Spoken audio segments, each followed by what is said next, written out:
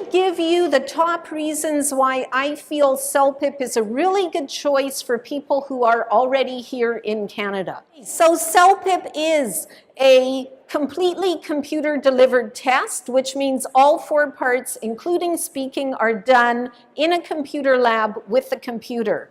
We focus on functional language proficiency, so this is not a test of academic English skills. If that's what you need, this test won't help you with that, but we have a test called CAEL, C-A-E-L, which is a test of academic English. But today we're talking about CELPIP. So just for your info, this test was originally developed at University of British Columbia, and it is administered by the company I work for, which is called Paragon Testing.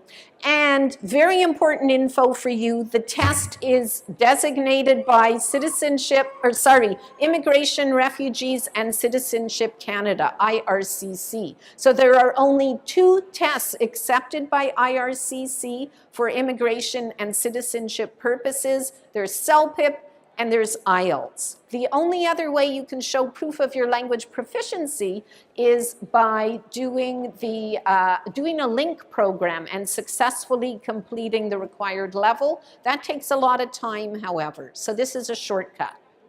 Are you aware that there are 2 tests in the CELPIP family?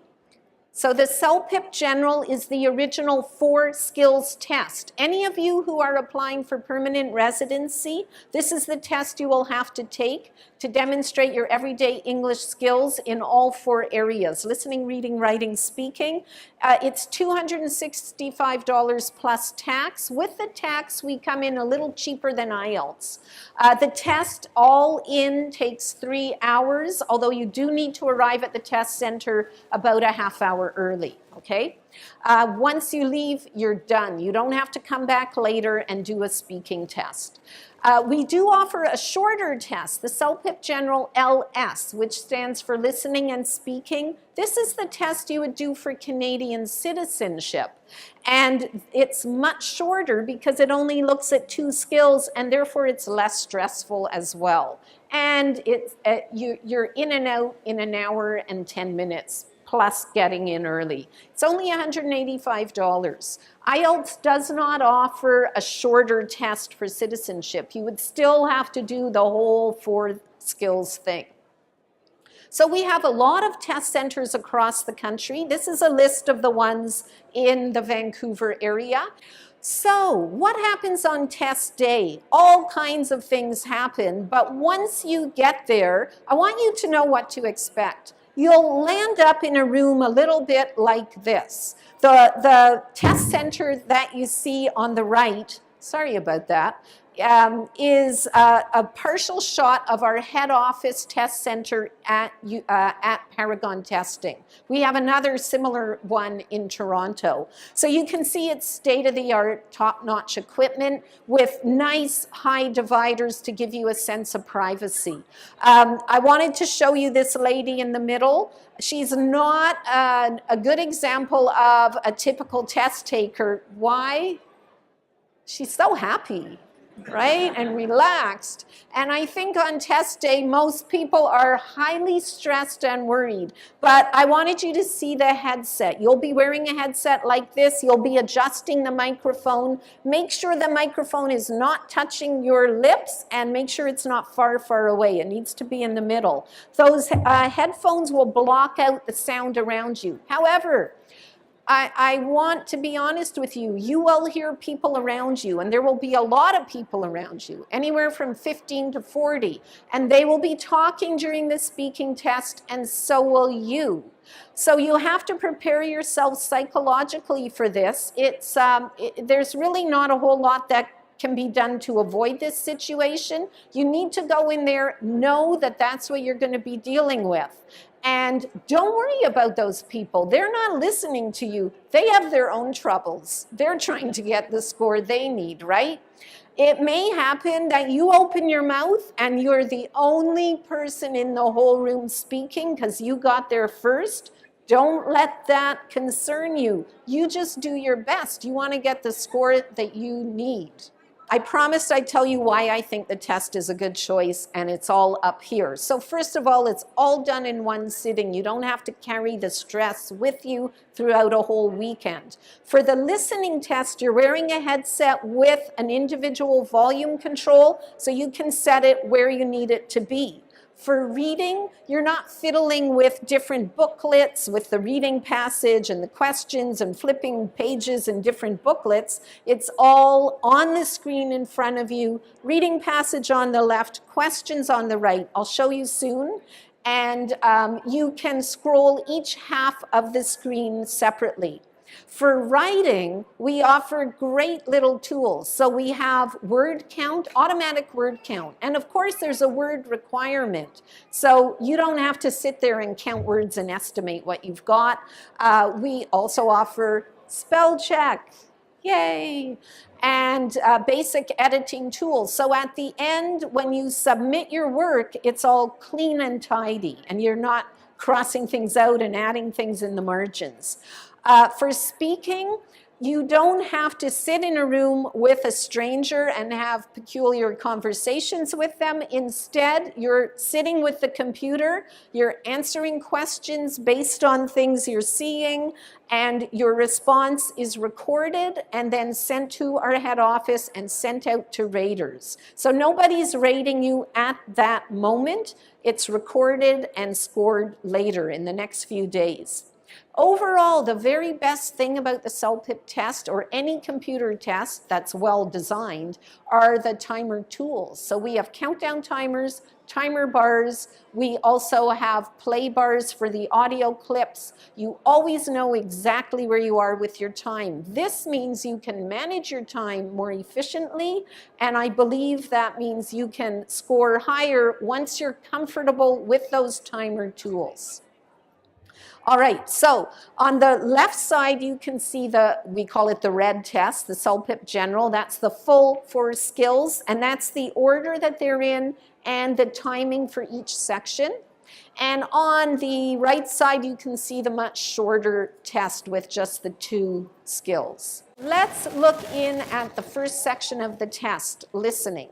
So in the listening test, you're going to be working with this for 47 minutes minimum and up to 55 minutes. It's possible you could finish earlier if you decide you don't have to use all the time for a section.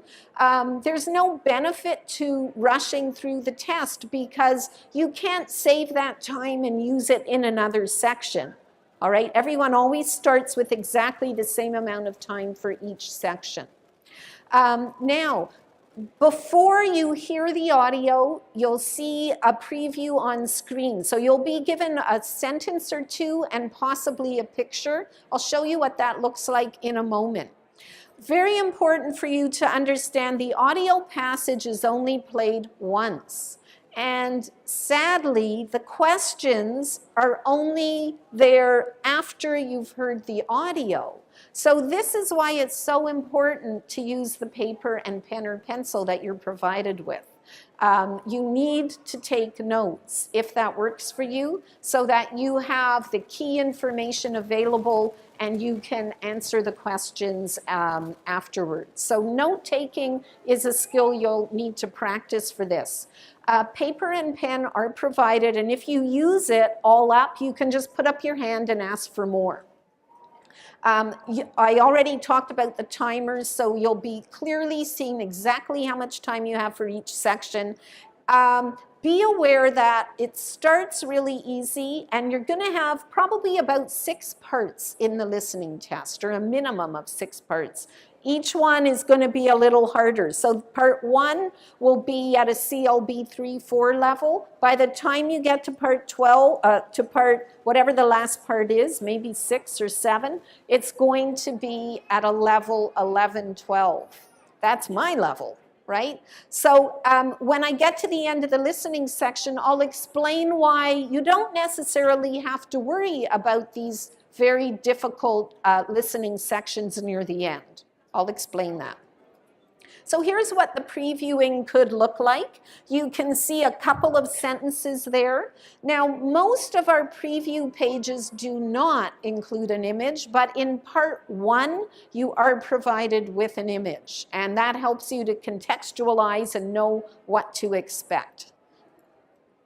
Now, there are 3 different types of audio passages. The first one is the practice task, which will be really short. And this is provided to you so you can make sure your volume is adjusted correctly and just get comfortable with the technology.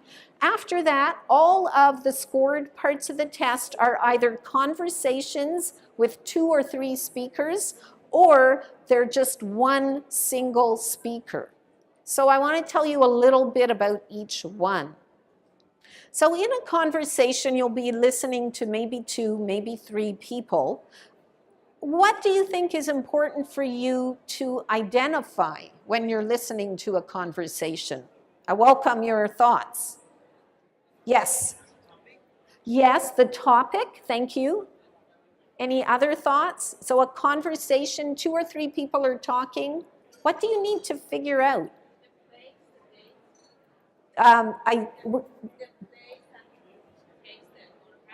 Okay, so where are they and when is this? Okay. Any other ideas?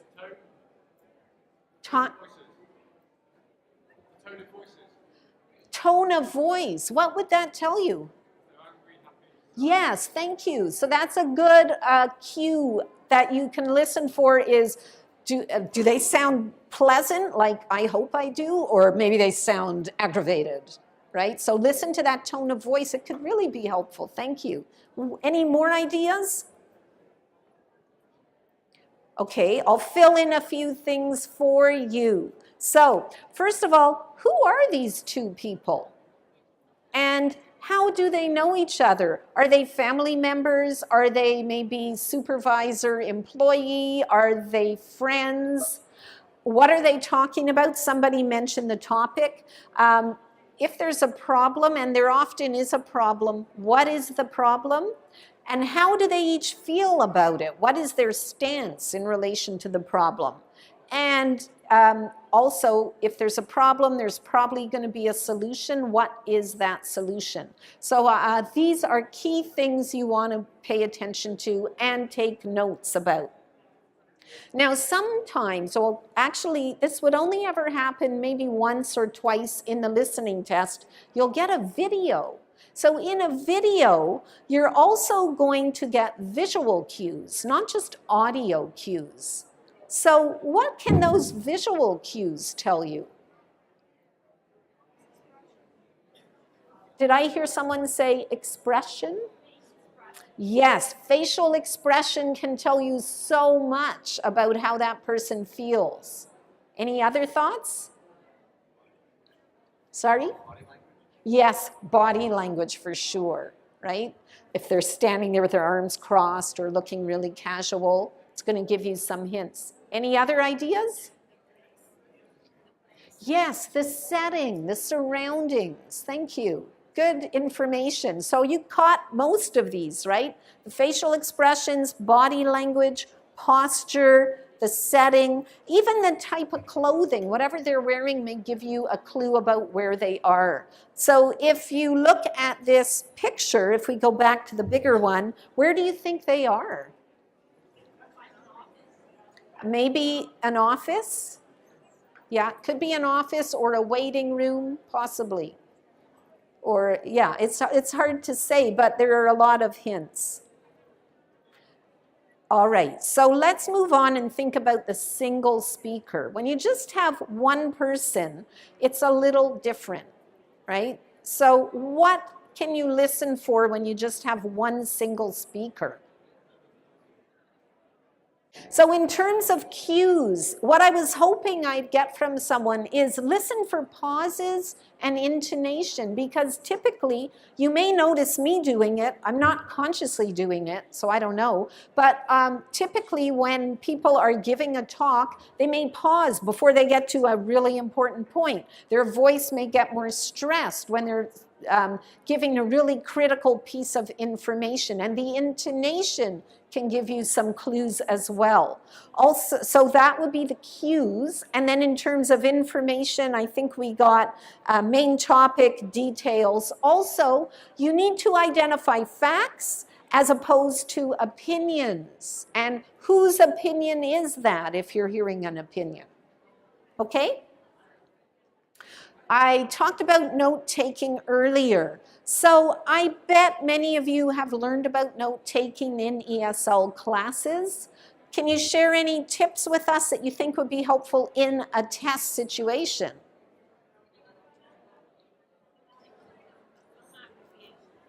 Sorry? Yes, thank you very much. Abbreviations are so important because the more of them you use, the more you can write down. That's it. Verbs. I provide verbs to remember the sequence. Oh, What was going on. okay, action words, verbs. Okay, I didn't actually think of that. Thank you. So here's a good tip. Write down the key verbs that will help you if there's a lot happening. It will help you follow maybe the sequence of events even. Okay, so we talked about abbreviations and symbols. Organize your notes. So remember, sometimes it's a single speaker, but other times it's 2 or 3 people conversing. In that case, if it's 2 people, you may want to divide a part of the page in half, put their names or something about each person at the top, all the related info with each person. Use point form. Don't bother writing sentences. Try to identify those main ideas and important details and listen for the verbal cues we talked about, and just stick to keywords and phrases. Now, in terms of note-taking, I want to caution you. Some people really do well with taking notes. I'm not one of those people. When I start taking notes, my attention goes off of the speaker and it goes on to what I'm doing. So I really urge you to experiment with note-taking and find out if it works for you or not. I mean, chances are you're going to have to do some note-taking, but you may find you need to keep it very minimal. Use our practice tests and experiment with that. And we do have 2 free sample tests. All right, I mentioned earlier that the test gets harder and harder for the listening part. So I want to explain why you may not need to worry about that. So there are 38 scored questions, and that means there's 38 points in the listening test. What I'm showing you here is how many points you need to get a level 4, which is what you need for citizenship, and how many you need for a level 7, which is the lowest score you would need for permanent residency. Now, these are very, very rough numbers. They're a very rough guide for you. It's not like this is the Bible. It's not absolute, okay? These numbers can shift a little. But to get that 4, you only need to get about 11 to 18 questions correct out of 38. So when you get to the hardest parts near the end of the listening test, don't panic. If you are only going for citizenship, you can get all of those wrong and still get the score that you need, okay? However, do your homework, prepare well for the test, and know what to expect, and you'll actually be able to get some of those questions right, even if it's way above your level, because you'll have the test-taking strategies to do it. For a level 7, it's more challenging.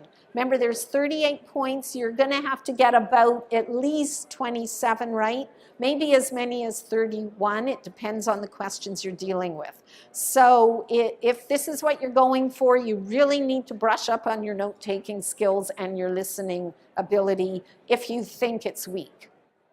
Okay, so wrapping up listening. I want to leave you with some strategies, and these are on a handout that you'll be taking with you as you leave today, so you don't have to worry about writing them down. So don't get stuck on the things you don't understand. Focus on what you do understand. You don't have to understand everything to find the answers to the questions. take useful notes, which we've talked about.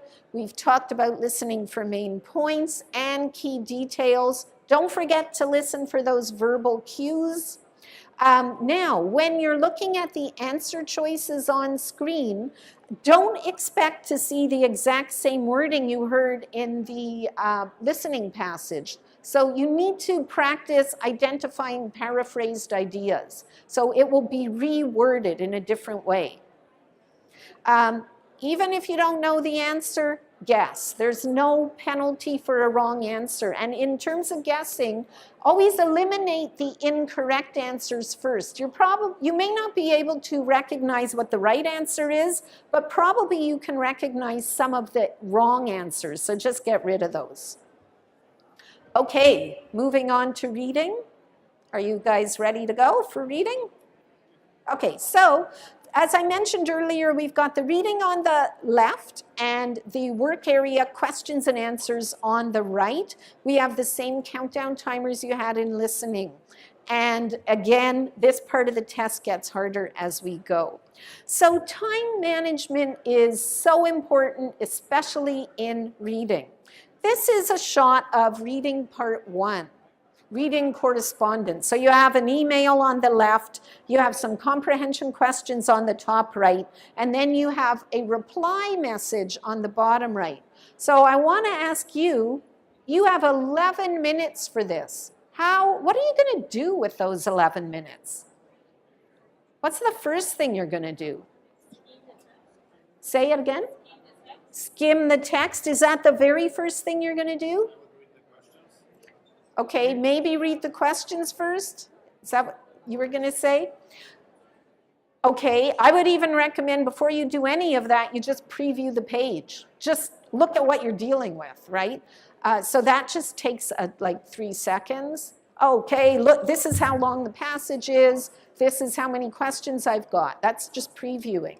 Okay, then you're going to skim for general understanding in a very short time, not more than a minute. From there, look at the questions and then scan the passage looking for the answers. And again, those answers will be paraphrased. And really important, make sure you've answered all the questions before that timer on the right hits 0. Okay, now this is my recommendation, but each of you is different. Your minds work differently. So you may experiment and find you want to read the questions first. That works for you, then do that. But know before you go into the test what approach works best for you. This makes all the difference. Don't just walk in there without having done anything, right?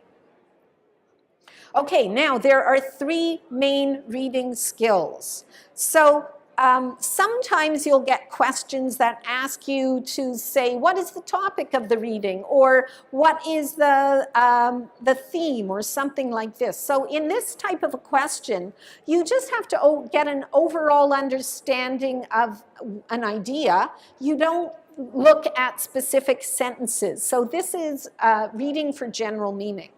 Now, other times you'll have questions that ask you to identify or to give a very specific piece of information. Maybe it's somebody's name, an amount, how they felt about something. So in this case, you're going to have to look at a certain area of the reading where you think that information is and find the sentence that has the info. That's reading for specific info. And finally, the highest level reading skill is inferencing. I'm sure you're familiar with this. So this is where the answer is not in the text. So you may be asked to draw a conclusion, like what'll happen next. And in order to do this, you need to understand key information in the text and then make an educated guess. So that's inferencing. So it's really good when you're going through the test to know which kind of question you're dealing with so you know how to find the answer. So here is a question. Can you read the question in the text? I'm not sure how clear it is. All right, well, some people are shaking their heads. So I was hoping you would be able to read it and tell me which paragraph you could find the answer in. Is that not possible? Can you read it? I'm not sure. I see a lot of people kind of squinting. So I'm guessing you're having trouble reading it, right? Okay, so then what you would do with this question is, you might say, you know, I think that's in the first half of the letter. Then you would isolate the area where the answer is located, which is in those first two sentences of paragraph 2. I don't know if anyone can read this, but if you can, do you know what the answer is? Yes, very well done. So the correct answer is start a new job, okay? And there's no time to read through it and explain why, but in those first two sentences, all the information that we need is given to find that answer. So it's all about knowing where to look to find the answer.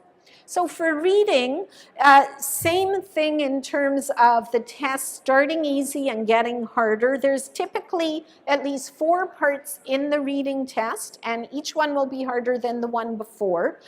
Again, there's 38 scored questions, and in terms of the scores that you need, it's a tiny little bit lower, so you have a little more room to play with here. To get that 4, you're going to need a 10 to 16 and a 24 to 28 for the 7. Okay, so let me give you reading strategies. We talked about skimming. Don't try to understand everything in the letter. Remember when I told you you have 11 minutes? Some test takers, they land on that page and they just start methodically reading through the whole thing, trying to understand everything going on in the letter. You don't need to understand everything. You only need to understand the information that gives you the answers that you need. So don't waste your time doing that, okay? General understanding. We've talked about this, and again, I've mentioned paraphrasing. Now, watch the timer, which is in the top right, and make sure that you keep moving through the questions. If you don't know answers, guess, and just make sure you've answered each one.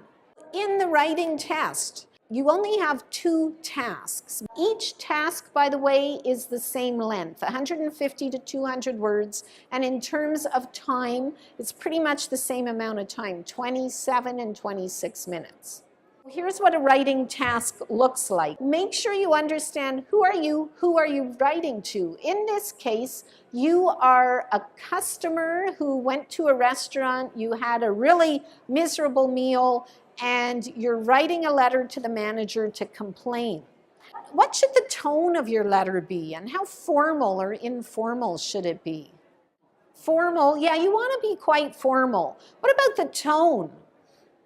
Would it be good to write something that says, I was at your restaurant the other day and I had the most repulsive, abominably bad meal I've ever experienced in my life. I demand satisfaction. If you don't do what I want, I'm calling the police and I'm having you arrested. Very inappropriate. So be very careful with your tone. On the other hand, you don't want to say, Dear sir, I am your humble servant and I came to your restaurant and I don't want to complain, but, right? So you have to find a balance where you're going to be firm but polite. Okay, so task 2 is quite a different task. Here, you're looking at a survey. So you're always going to have background information on the left and then survey choices on the right. Now, the instructions tell you that you need to explain why you prefer your choice, explain the reasons for your choice. So the first thing you're going to do is understand the situation, then choose one of these options. You actually click on it. Then you're going to write an explanation for why you feel this is the best choice. In this situation, you live in a community that has an undeveloped area, and the municipal government is polling the residents, giving you a choice between a shopping complex or a shopping mall or a sports complex. So you can say which one you think would be best for the community. So what would you write here? Would you write an essay? Would you write a letter? What would you write? How many people would want to write a letter? How many would want to write just like an essay type thing? Okay, so the answer is you can do it however you want. It doesn't tell you to write a letter, but if you're imagining you're writing to some specific person in the government, it is fine if it has a letter format. Just make sure if you have a salutation, you also have a sign-off. Make sure it's clear where your paragraphs begin and end. Okay, how is your writing assessed? There are 4 main areas. So this is based on the rating scale used by our writing raters. They receive a great deal of training in how to do this. There are 4 categories. I'm going to briefly explain the main points of each one. So for content and coherence, the raters are focused on your ideas. They want to see if you've been able to come up with strong, relevant ideas that really respond to the situation and the task you've been asked to do. They want to see if you're able to develop the right number of ideas. So not too many, not too few. Typically, this would be probably 2 to 4 ideas. With each idea, you need to include supporting information to show why this is such a great idea and put them in the right order. For vocabulary, of course, we're very interested in your word choice. We want to see that you have a range of words and phrases and that you're able to choose suitable ones for what you're talking about. Make sure that you try as hard as you can to express your ideas with precision and accuracy. Readability looks at all kinds of things that you've probably, if you've done ESL classes, you've done this a million times. Formatting, paragraphing, connectors and transitions, grammar, sentence structure, spelling, punctuation. I just want to draw your attention to using connecting words, transitions, phrases as well. Try your best to use a few in your piece as naturally and effectively as you can and appropriately. It's really important that you use the right ones in the right place. Finally, for task fulfillment, basically, did you understand what you were supposed to do and did you do it well? Okay? So I'm not going to go through these, but these are really useful questions. It captures the most important aspect of each of the areas that you're marked in. Each of your writing tasks is marked separately, by the way, and by different raters. And there's a minimum of 4 raters who mark your writing test, and there could be as many as 6. That's a lot of different people who are assessing your writing ability. So don't think it's like one person and, oh, she was in a really bad mood, she had a fight with her husband, so you got a 3. That's not how it works at all, okay? We don't have time and it's too hard for you to read, but this is a new writing task for task 1. And this will be in your take-home package today. So you can have a look at a very high-level response. This is about 200 words. It's a level 12, okay? So take that home and have a good look at it. We're not expecting everybody to be able to do a level 12, but it's a good example for what you might aim for. Writing strategies. Make sure you read all those instructions. They're really important. They're full of information that you need to follow. At the beginning, so you have a lot of time for each task. You have plenty of time, 26, 27 minutes. So before you start writing, use that note paper, brainstorm some ideas, maybe cross out the ones that you think aren't really that suitable, then number them in the order that you think is best, and that'll help you get organized. Make sure that you have good ideas, logical support. Now, try to use descriptive language. This will really add impact to your response, okay? So practice working with adjectives and really like powerful verbs and powerful words. I talked about joining words and phrases, and I talked about using an appropriate tone. And make sure you've done everything, all the 3 things that you were asked to do. Don't forget to leave a few minutes at the end to review your work. It's so important, and we get so many responses that have really sloppy mistakes. It's very clear that this test taker didn't go back and just do a quick check. Clean up that spelling and punctuation before you click next. Okay, finally, the speaking test. I'm going to do this really fast. So there are 2 types of speaking tasks. Some have just text and some have text with images. For each task, you're going to have prep time and speaking time. So these are what your timers look like. The preparation timer is on the top. It's a countdown timer. And then at the bottom, you can see what you would be seeing when you're speaking. Can you all see the microphone in the gray box? There will be a kind of a wave mark in it, which shows how loud you're speaking. So you want to have that little line. It'll go up and down as you speak and pause, and kind of keep it near the middle so that you know your voice is loud enough. For most tasks, you'll have just 30 seconds of prep time. For a few, you'll have 60. For recording time, a minimum, you'll have 60 for most and 90 for a couple, okay? You really need to practice to be able to know how to use your prep time effectively. It's not a lot of time, but once you practice, you can learn how to use it well.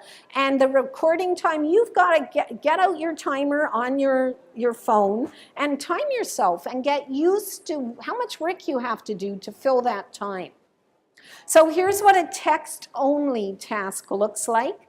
There are a couple of hints at the bottom here. So often you're going to have to express your own ideas or opinions. If this is something you're not used to doing or you're not comfortable doing, you better practice because you need to do it well during the test. And some people are really shy. They don't like to talk about their own opinion. So if you're one of those people, you probably know it. Practice. Make sure that you understand those instructions and follow them exactly. When you're speaking, try to always be clear and focused and include details and examples. So tasks, other tasks have an image with them, and usually the image has a lot of detail in it. So I advise you to imagine that the listener can't see the image. That will help you to give a more clear description if that's what you're doing. If you are describing, start with an overview and then focus in on a few details. Choose the things that you're comfortable talking about. Don't talk about things you don't have the vocabulary for. And as always, strong descriptive vocabulary. The performance standards for speaking are almost identical to what you saw for writing, except for the third one, which is called listenability. And this one now includes delivery skills like rhythm, pronunciation, intonation, pauses, interjections, self-correction. Interjections, those sounds. Try to minimize those. Have a look at this question. It says, your friend's relatives are coming to visit her. Her relatives love to eat. Advise your friend on where she should take her relatives out to eat and why. So there are 2 things you have to do in this task. So you're talking to your whoever this person is and tell them where to take their relatives out and why. What's so great about that place? So think about that while I get this going. I would like you to listen very carefully. This is an actual test taker from an official test sitting. We didn't do this for you. It's a real sample response from a test. What level do you think she is? What did she do well? Were there problems? Let's see if I can get it to play. Aha. Hey Julie, I've heard that your sisters are coming to visit you soon. And you told me that they love to eat and they like good food. I think you should definitely take them to the city center. They have a lot of really great restaurants up there. I'm not sure what are their food preferences, but they have pretty much everything up there. There is a great pizza in the Italian restaurant. Can't remember the name exactly, but I think you should take them.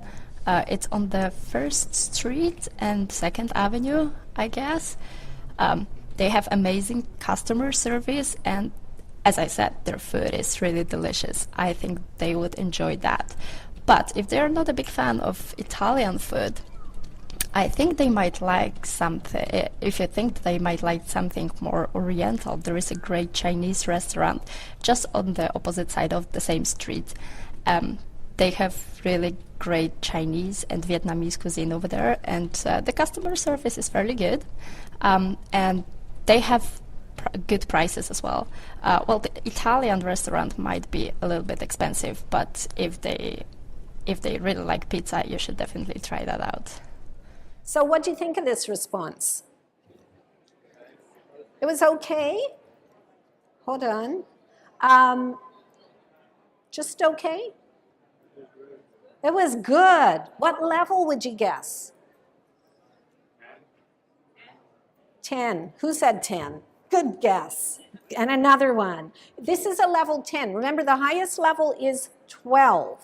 Now, we don't have time, but basically when you're at a level 10, it means you've done pretty much everything well. There are minor things that have held you back from a higher score, but her content is full of information, lots of supporting detail. She has good, strong ideas. And her vocabulary is quite high level as well. The only thing that held her back from a higher score, well, I would have liked to see a little more complex vocabulary. She could have come up with some higher level phrases. That would have helped to push her up, as well as her delivery skills. There was a little bit of a choppiness, just a tiny little bit.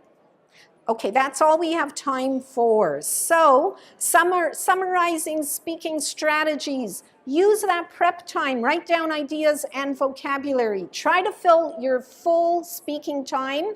Try to include descriptive details. I can't tell you how important that is, as well as good, strong ideas. Logical support, good intonation, which you may need to practice. If you know that you made a mistake a few words back, go back and correct it. That's a good thing. Try to minimize the pauses and interjections. Think about your tone, and that's speaking. Okay, so I'm going to wrap up. This is a look at our levels. It's on our website, okay? Also on our website, you can have a look at all of these products. Be aware we have online prep programs. Here's where you can follow us. Thank you very much, and have a great weekend.